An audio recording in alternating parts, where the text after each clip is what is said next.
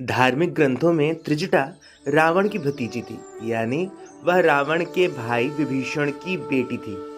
लेकिन कथाएं जब हम सुनते हैं तो त्रिजटा को एक राक्षसी के रूप में देखा जाता है, जबकि विभीषण बड़े राम भक्त हुए। यह संशय क्यों? शर्मा त्रिजटा की मां थी।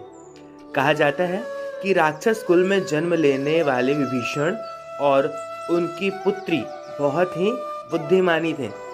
यह भी कहा जाता है कि भले ही रावण बेहद बहादुर था, वह किसी से नहीं डरता था, लेकिन असल में वह विभीषण की बेटी से खौफ खाता था। तो चलिए इस वीडियो के माध्यम से जानते हैं कि त्रिजटा कौन थी और आखिर रावण उससे इतना डरता क्यों था।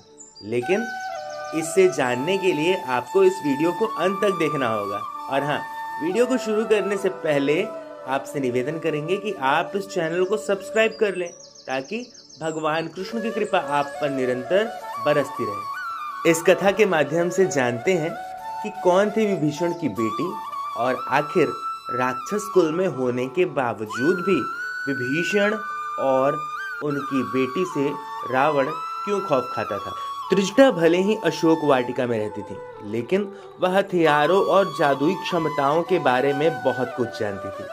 अपनी दिव्य शक्ति से त्रिजटा माता सीता को हर घटना की जानकारी देती रहती थी। त्रिजटा बाहर से जितनी सामान्य दिखती थी, वह बिल्कुल ही इसके विपरीत थी। रावण त्रिजटा की दिव्य शक्तियों के बारे में जानता था, इसीलिए वह उससे डरता भी था। त्रिजटा का कहना था कि वह जो भी कहती है वह हमेशा सच होता है।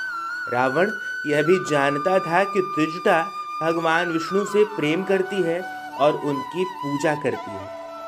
आज के समय में भी त्रिजटा को एक देवी के रूप में पूजा जाता है। माता सीता ने त्रिजटा को वरदान दिया था कि कार्तिक पूर्णिमा के अगले दिन उन्हें भी देवी के स्वरूप में पूजा जाएगा।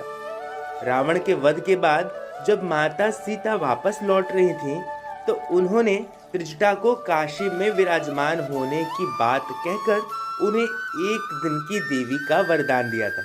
बस तब से उनकी पूजा होती चली आ रही है।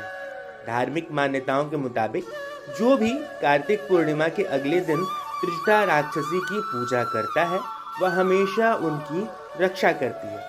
यही वजह है कि यहाँ साल में एक दिन भक्तों की भीड़ लगी होती है और भक्त मूली और बैंगन का भोग लगाकर त्रिजटा की विशेष पूजा करते हैं। तो दोस्तों, यहाँ समाप्त होती है त्रिजटा से जुड़ी एक रोचक कथा। कथा कैसी लगी आप इसके बारे में कमेंट बॉक्स में लिखें। कथा को लेकर आपके मन में कोई संशय हो तो उसे भी हमसे साझा करें। हम यथाशीघ्र आपके सवालों का जवाब देने का प्रयास करेंगे। और हाँ, इस कथा को अपने दोस्तों, बंधु बांधवों, मित्रों के साथ साझा करना बिल्कुल ना भूलें और जाते जाते चैनल को सब्सक्राइब करें।